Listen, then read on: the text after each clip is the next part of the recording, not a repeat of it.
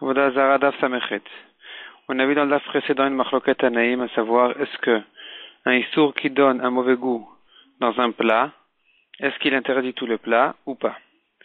Viennent la Mouraïm Oula et Rabbi Yochanan et discutent à savoir dans quel cas se situe la machloket tanaïm. D'après Oula, la machloket tanaïm n'est que dans un cas où le issour a au début amélioré le plat et puis ensuite il l'a abîmé. Et dans ce cas-là, la machloket tanaïm, est-ce qu'il interdit, est-ce qu'il a tout le mélange ou pas? Mais dans un cas où le issour, dès qu'il est tombé, il a laissé un mauvais goût dans le mélange, dans le plat, selon tous les tanaïm, il n'est pas osser, il n'interdit pas le mélange. Rabbi Yochanan, par contre, pense que la machloket se situe dans un cas où le issour abîme, laisse un goût désagréable dans le mélange dès qu'il tombe dans le mélange, et cependant il y a une machloket tanaïm à savoir est-ce qu'il interdit quand même la totalité du plat, du mélange, ou non. Et la Gemara reste en safek, selon Rabbi Yochanan, qui dit que la machloket tanaïm se situe dans un cas où le issour abîme le plat dès qu'il tombe. Est-ce que dans un cas où au début le issour a amélioré le goût du plat et puis ensuite l'a abîmé, est-ce que ici aussi se situe la machloket tanaïm, ou bien dans ce cas-là, selon tout le monde, tous les tanaïm, le issour interdit la totalité du mélange. L'exemple classique que la Gemara donne pour un issour qui a au début en tombant dans le mélange a amélioré le goût et puis ensuite l'a abîmé, c'est l'exemple du vinaigre de Yaïneser, donc du issour, qui est tombé dans un plat, dans une salade de légumes crus, et donc ça a amélioré puisque c'est du vinaigre qui assaisonne. Et puis ensuite, il a cuit les légumes, c'est devenu de la soupe, et le vinaigre dans la soupe, ça abîme déjà le goût. Et c'est ça, donc, l'exemple d'un cas où, Ishbiach, au début, il a amélioré le goût, ou le basof bagam. Mais ensuite, il a abîmé le goût, et c'est là-dessus que la Gemara discute, à savoir, est-ce que ça interdit la totalité du mélange ou pas. La Gemara ensuite ramène une braïta, une braïta pour objecter la discussion entre Oula et Rabbi Yochanan. La Gemara repousse. Et puis ensuite, la Gemara ramène une deuxième braïta. Au début, c'était une Mishnah, et ensuite une braïta. Dans la braïta, il y a trois parties de la braïta. Il y a la Recha, il y a la Metziata, et il y a la Sefa. Dans la Recha, la braïta parle d'un cas de un levain de Turuma qui est tombé dans la pâte pour la faire pour faire de la pâte,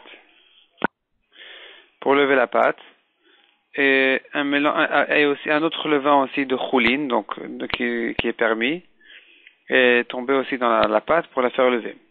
Donc ici on a du issour, on a du éther. La touruma est interdite à celui qui n'est pas kohen, à celui qui n'est pas taor, et puis du levain de choulin qui est permis. Dans un cas où dit la recha, donc le premier cas de la braïta dit comme ça: si le levain du éther et le levain du issour sont tombés ensemble dans la pâte, donc il se trouve qu'il y a trop de levain ici et la pâte va s'abîmer, et donc c'est considéré comme si le issour abîme le plat dès qu'il tombe dans le plat, puisqu'il n'y aura jamais une étape de dire que le levain le levain du issour améliore la pâte et la fait monter, et puis ensuite il l'abîme. Mais puisque de toute façon depuis le début le levain du éther s'est associé au levain du issour pour monter la pâte.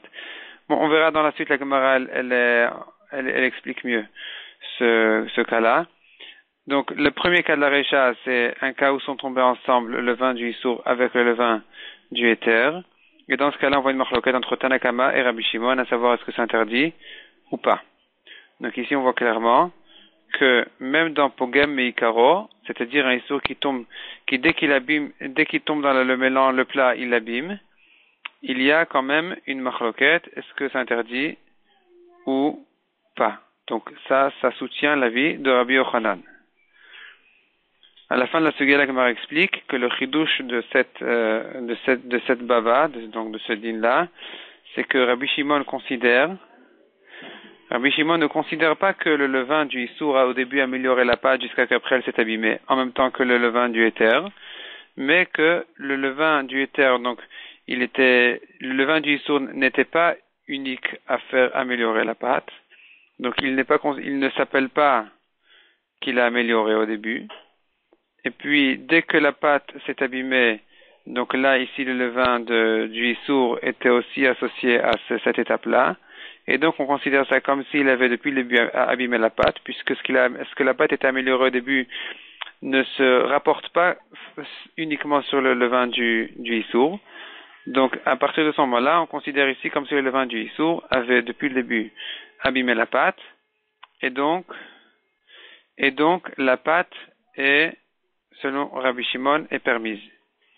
Et se pose évidemment la question, comment ça se fait qu'on ne considère pas que le levain du Issour, en s'associant avec le levain du Éther, l'a amélioré au début, de la même manière qu'on dit que par la suite, le levain du Issour a abîmé la pâte.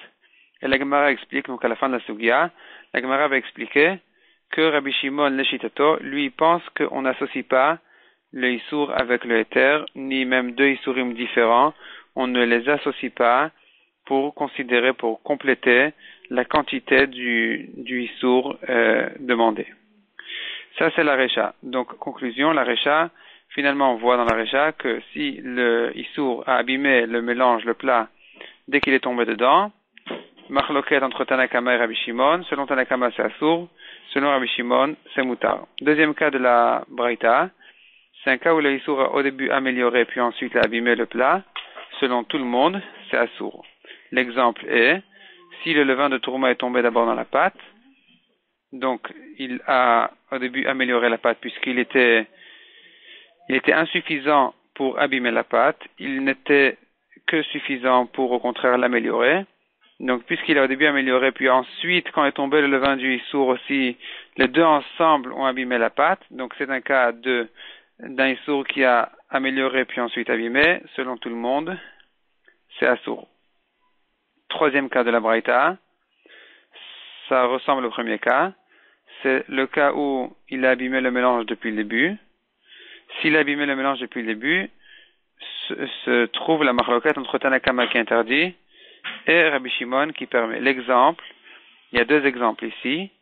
Soit, premier exemple, c'est l'exemple du levain choulin, donc de éther, le levain permis qui est d'abord tombé dans la pâte. Et ensuite, quand est tombé le levain de tourma, donc le levain interdit, a immédiatement abîmé la pâte puisqu'elle avait déjà suffisamment monté, elle était déjà suffisamment levée la pâte. Donc maintenant, quand le levain de tourma tombe, il ne peut que abîmer la pâte immédiatement. Ça, c'est un exemple de machloket, à savoir est-ce que notantam lifgam tout de suite, est-ce que c'est interdit ou pas. Deuxième exemple, le vin ou le vinaigre qui sont tombés dans le plat, donc dans un plat chaud, dans un plat cuit déjà, où là, ils ne font qu'abîmer le mélange, et c'est un cas donc de notantam lifgam immédiatement, meikara, et c'est sur cela que se trouve la marloquette, comme on l'a vu. Selon Chachamim, c'est interdit, selon Rabbi Shimon, c'est permis. Deuxième sujet du DAF, une souris qui est tombée dans un tonneau de bière. Rav a interdit la totalité du tonneau. Malgré que, a priori, on devrait dire que c'est notentam lifgam, la souris laisse un mauvais goût dans la totalité du tonneau. Pourtant, Rav a interdit le tonneau. Pour quelle raison?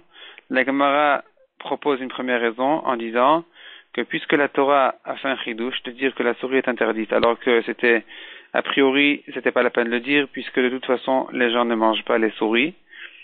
Donc, puisque la Torah est venue faire un chidouche, la Torah nous a dévoilé qu'ici, ça sort du principe habituel, du principe classique, qui disait que quelque chose qui laisse un mauvais goût est interdit.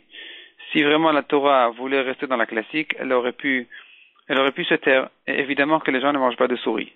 Si la Torah a quand même précisé que la souris est interdite, c'est bien pour nous apprendre que même dans un cas pareil, ou par exemple la souris a laissé un mauvais goût dans le tonneau, toute la totalité du tonneau est interdite.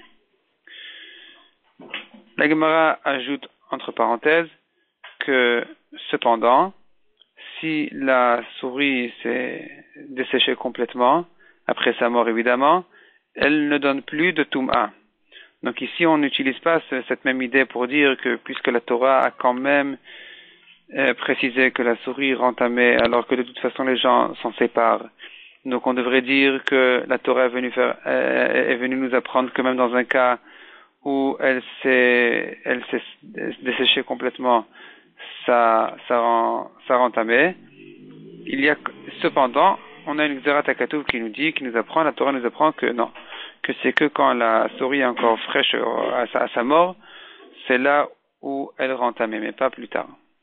Donc revenons au psak de Rav. Rav a interdit la totalité du tonneau dans lequel est tombée la souris. Première raison qu'on a vue, c'est de dire que puisque la Torah interdit la souris, c'est bien pour nous apprendre que même dans un cas pareil, c'est interdit. Deuxième proposition, la Gemara ramène Rava. Rava avait un safek. Quelle est la raison de Rav? Est-ce que Rav est cholek complètement sur le din de Notentam Lifgam Moutar? Peut-être que Rav pense que même si ça laisse un mauvais goût, ça interdit la totalité du mélange. Et donc, sachant que l'alacha est que Notentam Lifgam Moutar, donc ici l'alacha ne serait pas comme Rav, et le tonneau doit être permis. Ou bien, deuxième possibilité, se demande Rava, c'est de dire que la raison de Rav est non pas que malgré que la souris laisse un mauvais goût, c'est interdit, mais peut-être que la souris améliore le goût de la bière. Si c'est ça la raison de Rav, on devrait dire que malgré que l'alacha est que si ça laisse un mauvais goût, c'est permis, mais dans ce cas-là, ça devrait être interdit. Donc Rava reste en safek. La Gemara ensuite traite le cas de la souris qui est tombée dans du vinaigre. Est-ce que ça interdit le vinaigre ou pas? La Gemara ramène quelques svarot et quelques opinions sur ce cas-là.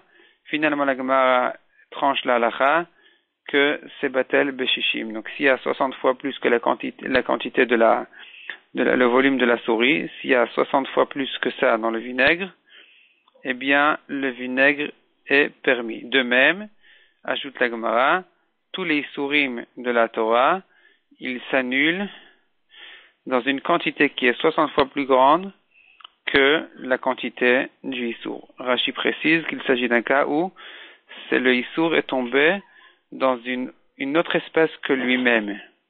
Mais si les deux sont de la même espèce, comme par exemple du blé de Trouma dans du blé de Choulin, dans ce cas-là, ça s'annule jamais. Afilu bema sheu, ça interdit toute la totalité du mélange.